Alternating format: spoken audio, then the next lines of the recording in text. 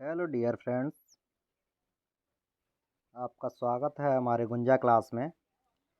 DElEd first semester 8 chapter sorry 8वां paper और first chapter. हमने नेक्स्ट क्लास में क्या पढ़ा था? फर्स्ट पीढ़ी के कंप्यूटर और सेकंड पीढ़ी के कंप्यूटर।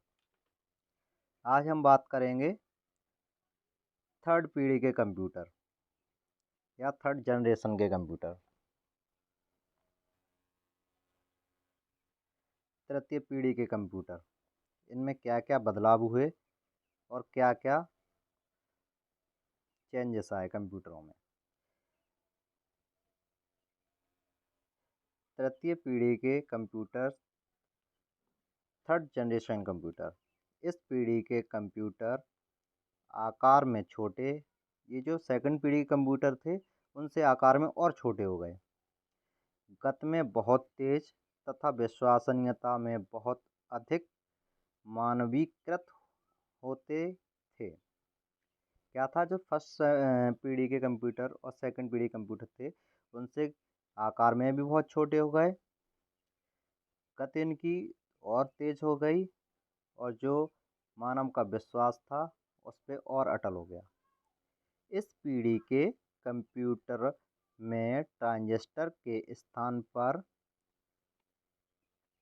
इंटीग्रेटेड सर्किट का प्रयोग किया गया।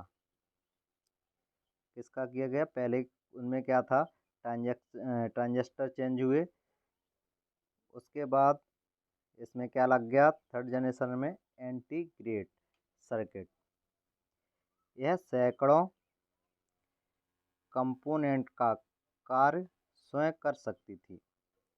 इन कंप्यूटरों में न तो बहुत तारों के गुच्छे होते थे और न ही हजारों स्विच। पहले वाले कंप्यूटरों में क्या था, उन्हें बहुत सारे वायर भी लगे होते थे और स्विच भी बहुत होते थे। और डेवलप किया गया तो इनमें स्विच और वायर और कम होते गए। इस पीढ़ी के कंप्यूटर में हाई लेवल जैसे फोर्ट्रन आदि का प्रयोग किया जाने लगा। इस पीढ़ी के प्रमुख computer 1 BM360, LBM370, 1CL2903, CPC1700, POP-11। अब इनके थर्ड पीढ़ी के जो कंप्यूटर थे उनकी हानियाँ क्या थीं? हानियाँ और लाभ। अब हम बात करेंगे कंप्यूटर के लाभ की। किसके? थर्ड पीढ़ी के कंप्यूटरों की। तृतीय पीढ़ी के कंप्यूटर्स के निम्नलिखित लाभ हैं। नंबर 1, पिछली पीढ़ियों के कंप्यूटर की तुलना में आकार में छोटा। जो फर्स्ट और सेकंड पीढ़ी के थे उनसे आकार में उनकी तुलना में और छोटा होता गया। पहले की पीढ़ियों से अधिक विश्वसनीय था। जो दोनों पीढ़ी थी, फर्स्ट पीढ़ी के और सेकंड पीढ़ी के कंप्यूटर, उनसे और ज़्यादा विश्वास हो गया। कम गर्मी उत्पन्न करने वाला था। जो प्रथम पीढ़ी के और द्वितीय पीढ़ी के कंप्यूटर थे उनसे और कम गर्मी पैदा करने वाला था। रखरखाव की लागत की कमी आई। जो रखने की जगह थी उसमें सामान ज़्यादा होता था तो उसमें भी लागत में भी कम लगा।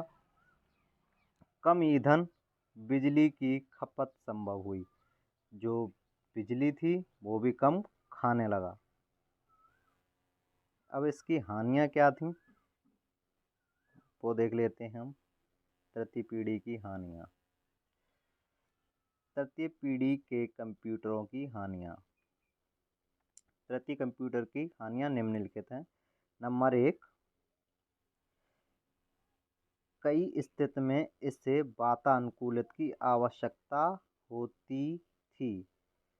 जब ज़्यादा हीट हो जाएगा तो वातानुकूलित की आवश्यकता तो जायज़ सी बात है। आईसी चिप के निर्माण के लिए अत्यधिक परिष्कृत तकनीक की आवश्यकता पड़ी। अब हम बात करेंगे चतुर्थ पीढ़ी के कंप्यूटरों की। चतुर्थ पीढ़ी के कंप्यूटरों में क्या क्या बदलाव हुए। चतुर्थ पीढ़ी के कंप्यूटरों में क्या क्या लाभ हुए, क्या क्या हानियां हुई, यहाँ से आप बात करेंगे। चतुर्थ पीढ़ी के कंप्यूटर, फोर्थ जनरेशन। इस पीढ़ी के कंप्यूटर उस समय सन 1975 से 1990 तक माना जाता है। कौन सी जनरेशन? Fourth generation. कितने समय से कितने समय तक? 1975 से 1990 तक माना जाता है। इस समय कंप्यूटर्स को बनाने में चिप का इस्तेमाल होने लगा। जो चौथी पीढ़ी आई वहाँ पे चिप लगाने स्टार्ट हो गए। पहले ट्रांजैक्शन लगते थे, वैक्यूम लगता था, उसकी जगह पे अब क्या लगना स्टार्ट हो गया? चिप। चिप का इस्तेमाल होने लगा, जिसके चलते छोटे प्रोसेसर, माइक्रो प्रोसेसर जैसे इंग्लिश में बोलते हैं हम, और निजी कंप्यूटर जो बोलते हैं हम पर्सनल कंप्यूटर, अस्तित्व में आए। इस समय के कंप्यूटर्स में वितरित प्रोसेसिंग और ऑफिस ऑटोमेशन की शुरुआत हुई। अब ये कहाँ कहाँ यूज होने लगे? ऑफिसों में, और जो अपना प्रोसेसिंग का काम जितना होता था उसमें स्टार्ट किया जाने लगा। इस समय के प्रमुख कंप्यूटर थे कमोडर, PET, DCM,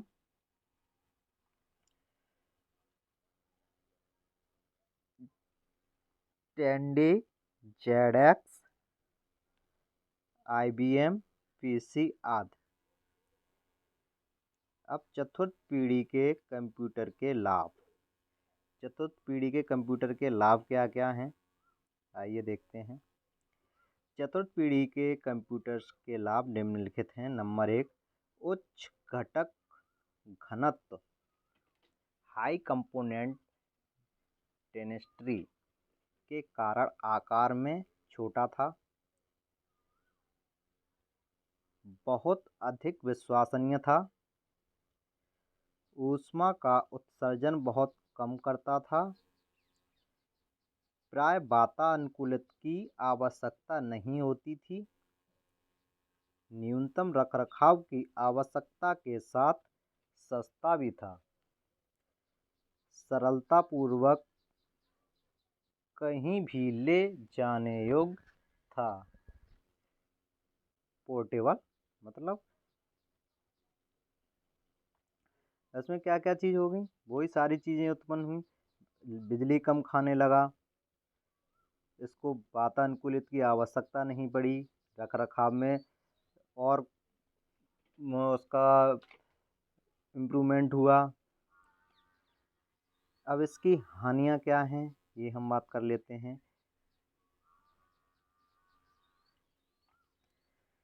चतुर्थ पीढ़ी के कंप्यूटर की हानियाँ निम्नलिखित हैं। चिप्स के निर्माण के लिए अत्यधिक परिष्कृत तकनीकी की आवश्यकता हुई। नंबर 2, जटिल सॉफ्टवेयर का प्रयोग होता था।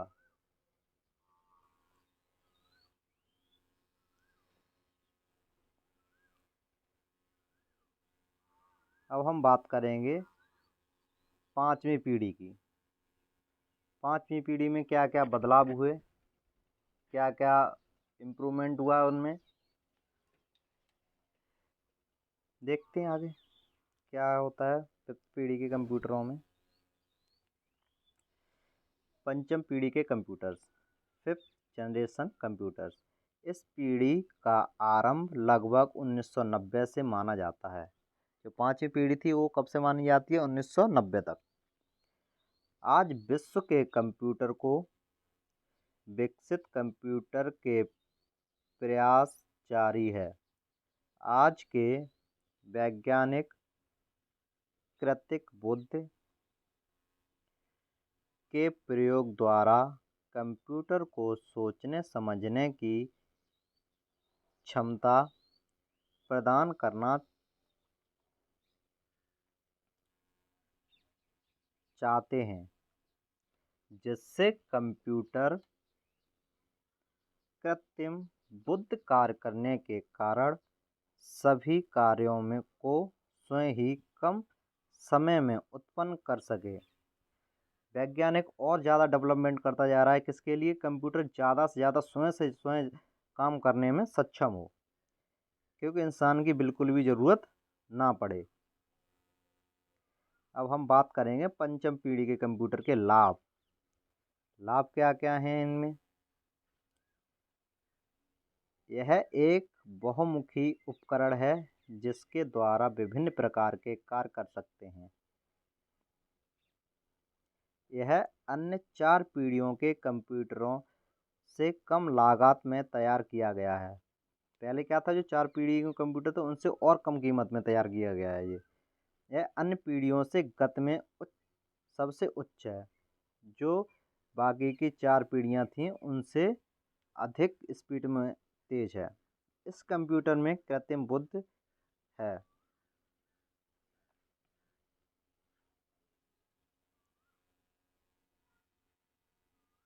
इसकी हानियां दी नहीं गई हैं। आज के लिए बस इतना। Thank you.